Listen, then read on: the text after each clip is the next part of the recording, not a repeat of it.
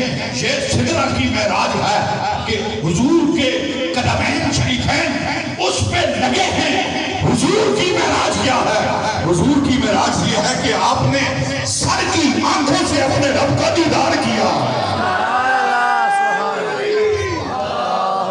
نعرہ تکبیر، نعرہ رسالت، نعرہ رسالت۔ پھر قرآن مجید کے پھر اسی اسکرپٹ کی طرف میں آ رہا ہوں۔ سبحان الذی اسریٰ، پاک ہے وہ ذات جس نے سیر کرائی۔ سیر تو کی حضور نے، حضور کے جانے کا ذکر ہونا چاہیے تھا کہ حضور گئے ہیں۔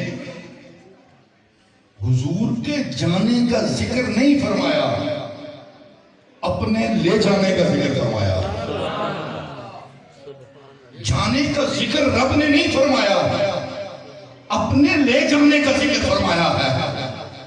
پتا تھا ہر سینہ نشیمن نہیں جبریل امی کا، ہر فکر نہیں طاہر فردوس کی سجاد۔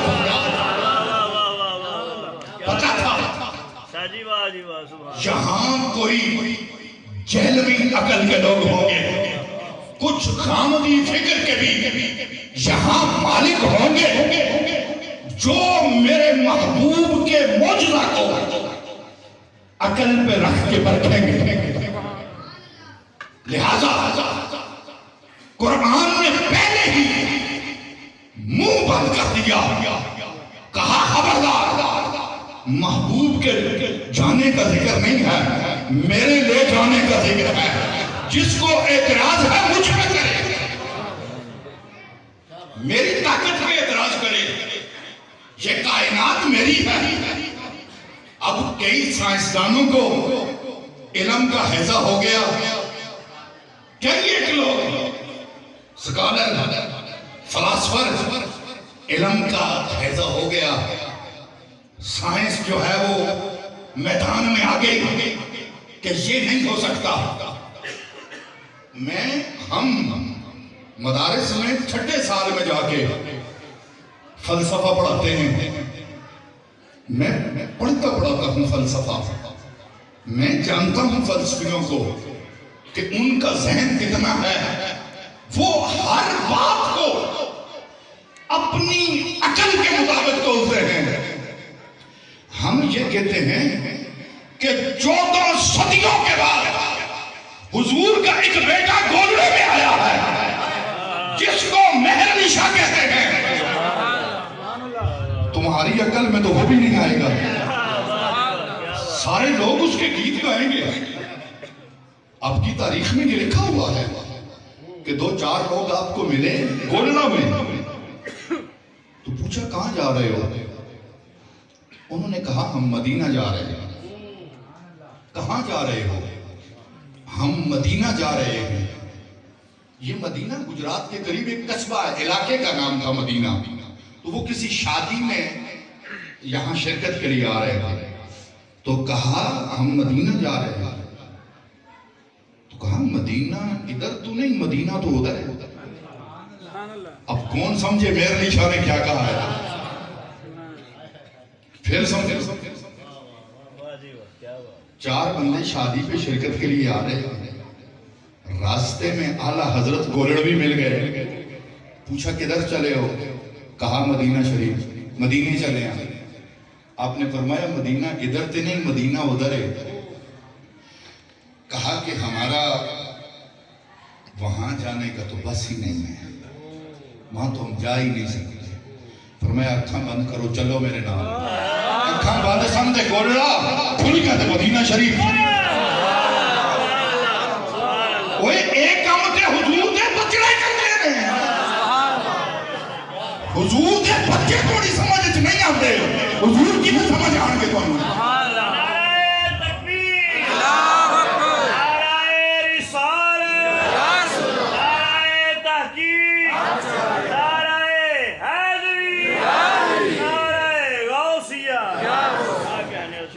یاد رکھو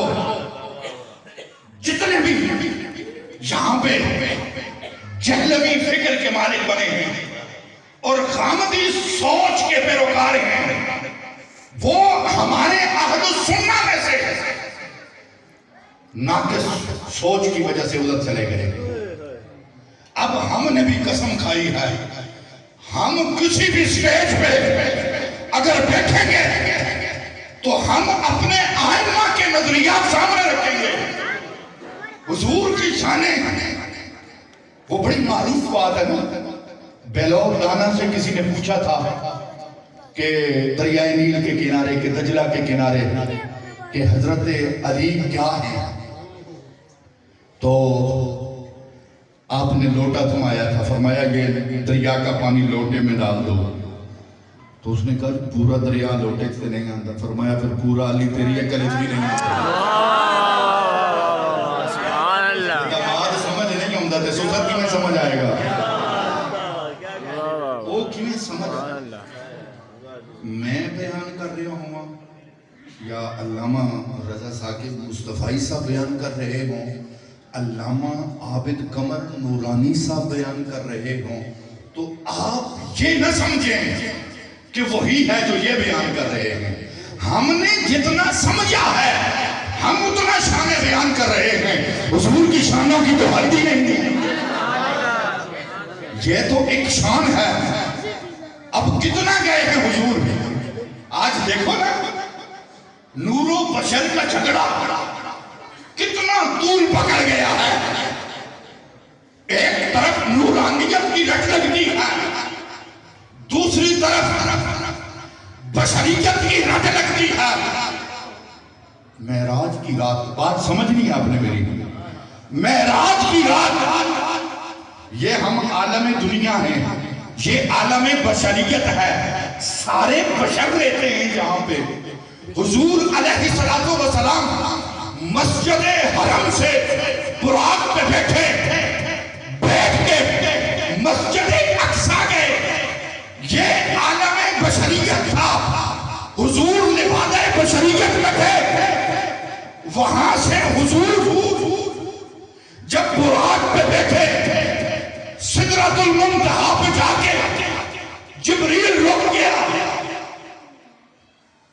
جبریل کیوں رکے ہو، چلو میرے ساتھ، کہا لو دلوت انملتن لاخترقت، حضور اگر میں ایک پورا بھی آگے بڑھتا ہوں تو میں جل جاؤں گا، میں جل جاؤں گا۔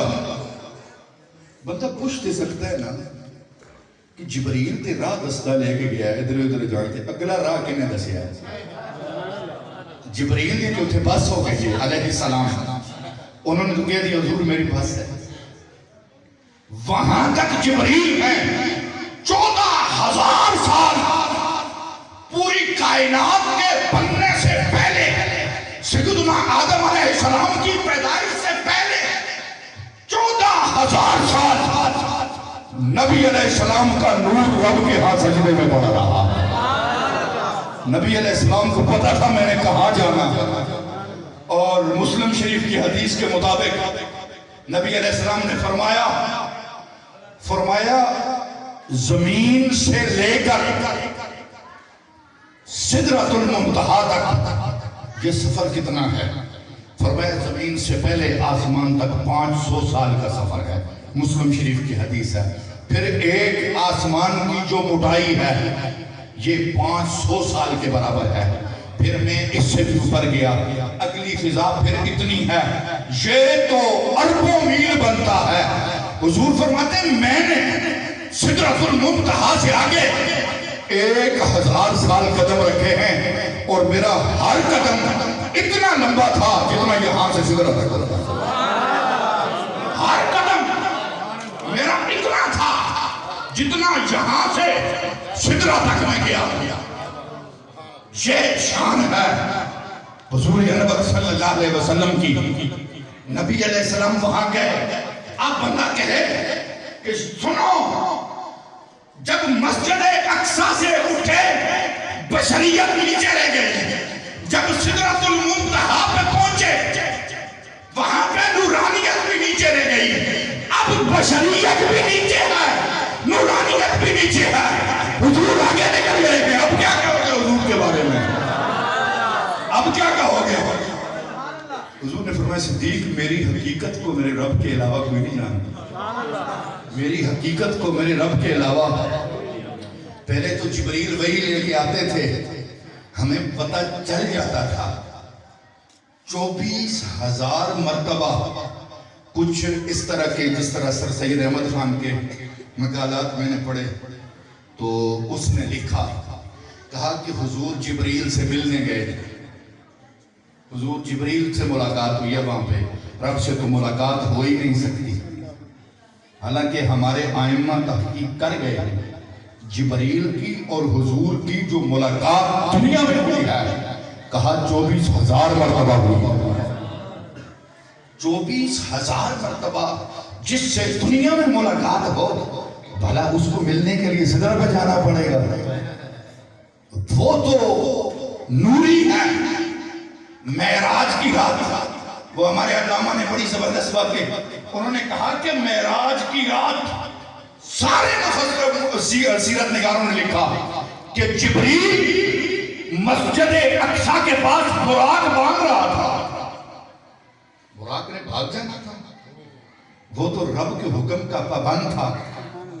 براق پابند ہے رب کے حکم کا, جنت سے سواری آئی ہے, اس نے بھاگ جانا تھا. جبریل کیوں باندھ رہا تھا؟ جبریل کہا اس لیے باندھ رہا تھا تاکہ ساری دنیا کو بتائے یہ امام ہے, میں ان کا نوکر بن کے آیا ہوں, میں دربان بن کے آیا ہوں. یہ اس لیے نہیں باندھ رہا تھا کہ براق بھاگے, کم عقلوں کو سمجھا رہا تھا کہ مالک اور ہوتے ہیں, دربان اور ہوتے ہیں. آج حضور صلی اللہ علیہ وسلم کی شانوں پہ بات ہو رہی ہے اور ہمارا بچہ وہ کسی کم عقل کو سن کے وہ کہتا ہے نہیں, غامدی جو کہہ رہا ہے وہ سچ کہہ رہا ہے. یاد رکھو, جو نبی علیہ السلام کے فرامین کا انکار کرے اس کا حکم کیا ہے. اگر ساری احادیث کا انکار کر دے وہ کافر ہو جائے. کسی ایک مشہور متواتر حدیث کا انکار کر دے کہ یہ نبی علیہ السلام کا فرمان نہیں, یہ میری سمجھ میں نہیں آتا, وہ بندہ گمراہ ہو جائے گا. اس کو گمراہ کہا گیا کہ یہ گمراہ ہے. تو نبی علیہ السلام کی شان کی بات ہے کہ رب نے اتنی بڑی شان دی ہے, اپنے پاس کو لایا. اب قرآن مجید جی کہہ رہا ہے یہ آنکھ تو زیارت کر ہی نہیں سکتی, پھر زیارت کیسے کر لی ہے؟ اس نے اپنی ایک تجلی طور پہاڑ پہ صفاتی ڈالی تو سارا طور ریزہ ریزہ ہو گیا. ہم یہ کہتے ہیں, کتنے لوگ سوال اٹھاتے ہیں سمجھ نہیں آتی, وہ تو کوئی آنکھ سوال دیکھ ہی نہیں سکتی, قرآن کہہ رہا ہے. ہم کہہ رہے ہیں قرآن کہہ رہا ہے کہ جنت میں سارے دیکھیں گے, جنت میں سارے دیکھیں گے, اور پھر جو رب بلا رہا ہے, موسیٰ علیہ السلام خود تشریف لے گئے تھے دیکھنے کے لیے, انہیں رب نے خود بلایا ہے اپنا آپ دکھانے کے لیے. زمین آسمان کا فرق ہے. تو جو رب بلا سکتا ہے وہ ان آنکھوں کو وہ قوت بھی دے سکتا ہے جو اس کا نظارہ کر رہا. پھر رب نے ان آنکھوں نے جب رب کو دیکھا, رب نے قرآن میں کہا ما زاغ البصر وما طغى, محبوب تیری آنکھیں کیا آنکھیں تھیں, نہ وہ درماندہ ہو رہی تھی نہ حد سے آگے بڑھ رہی تھی, وہ ادب میں بھی کمال پہ تھی, محبت میں بھی کمال پہ تھی. اور ہمیں اپنا لٹریچر بیان کرتے ہوئے ساری تحقیق ہماری ائمہ کر گئے ہیں. فتاوی رضویہ شریف میں 30ویں جلد اس کا درمیان ہے, صفحہ نمبر 638 پہ فاضل بریلوی کا پورا رسالہ ہے معراج پہ, جس میں 30 صحابہ کرام نے نبی علیہ السلام کی معراج بیان کی ہے, اور آپ نے مرفوع احادیث پہلے لائے ہیں. آپ نے کہا کہ نبی علیہ السلام نے فرمایا میں نے رب کو دیکھا ہے, میں نے رب کو دیکھا ہے. رأیت ربی فی احسن صورت. نہیں جی, اب جب یہاں سے بندہ بلند ہوتا ہے تو آگے جو ہے وہ عالم برودت ہے, ایک ٹھنڈا جہان ہے, اس سے آگے ایک عالم نار ہے جہاں ہیٹ ہی ہیٹ ہے، اس کے آگے ایک ہوائی کرہ ہے جہاں ہمارے سائنسدانوں کو جب ہیضہ ہو جاتا ہے تو وہ کہتے ہیں کہ وہاں کوئی چیز جائے تو اس کو کراس نہیں کر سکتی۔ تو یہ تو بالکل ہی بات سمجھ میں نہیں آتی۔ تم آسمان پہ پہنچنے کی بات کر رہے ہو، یہاں سے کراس بھی نہیں ہو سکتا۔ ہم پہلا جواب تو یہ دیتے ہیں نا کہ جن راستوں سے جبرائیل نیچے آیا تھا انہی راستوں سے حضور کو لے گیا تھا صاحب۔ پہلی بات تو ہم یہ کرتے ہیں نا، جبرائیل لینے آیا تھا نا، جس طرح آیا تھا جہاں سے آیا تھا وہاں سے لے گیا ہے۔ دوسرا کہ یہ جو جہان ہے، خواہ وہ عالم زمہریر ہو، خواہ وہ عالم نار ہو، خواہ وہ ہوائی کرہ ہو، یہ ہمارے لیے مشکل ہے، نبی کے لیے یہ مشکل نہیں ہے۔ نبیوں کا جو جسم ہوتا ہے وہ بڑا لطیف ہوتا ہے۔ اس دنیا میں بڑے بڑے راجے آئے، بڑے بڑے بادشاہ گزرے ہیں، بڑے بڑے شہنشاہ گزرے ہیں، بڑی بڑی باراتیں آپ نے دیکھی ہوں گی، لیکن یہ جو بارات مسجد اقصی سے نکلی ہے نا، اتنی بڑی بارات نہ اس سے پہلے کسی کی تھی، نہ آج تک کسی کی ہوئی ہے، اور نہ قیامت تک اتنی بڑی بارات کسی کی ہوگی۔ نبی علیہ السلام کو سجا کے، نبی علیہ السلام کو سجا کے 1,80,000 فرشتوں کی حرمت میں بلایا گیا۔ 1,80,000 فرشتوں کا جرمٹ ہے، ان میں نبی علیہ السلام جا رہے ہیں۔ ہمارے آئمہ نے لکھا سبحان اللہ پہ بات کرتے ہوئے، ابھی علامہ نے بھی اس کی طرف اشارہ کیا کہ رب نے بات سبحان اللہ سے شروع کی ہے۔ یہ ایسا کیوں ہو گیا؟ اس پہ بڑی توجیحات ہیں۔ ایک نے کہا کہ نبی علیہ السلام 1,80,000 فرشتوں کا جرمٹ تھا، کائنات کا دلہا، دو عالم کا دلہا ہمارا نبی، دو عالم کا دلہا سجا ہے۔ نبی علیہ السلام کے حسن کی تو پہلے ہی مثال نہیں ہے، پھر جب نکھرے ہوں گے اس وقت ہمارے آئمہ نے لکھا، کہا کہ نبی علیہ السلام براق پہ بیٹھے ہوئے تھے، سر جھکا ہوا تھا، چشمان مقدس سے آنسو بہہ رہے تھے، چشمان مقدس سے آنسو بہہ رہے تھے۔ میں نے کئی لوگوں کو دیکھا ہے، میں نے کئی لوگوں کو دیکھا ہے کہ دلہا بنے ہوئے ہوتے ہیں، جب کار سے اترتے ہیں رجسٹر آ جاتا ہے جی شاہ جی نو بلایا برکت واسطے دعا کریں گے، نال نکاح پڑھائیں گے، تو میں نے دیکھا ہے کہ جب میں نے رجسٹر کھول کے اس کے بات چیت کرتا ہوں تو وہ رو رہا ہوتا ہے، بیٹا آج تو خوشی کا لمحہ ہے، کیوں رو رہے ہو؟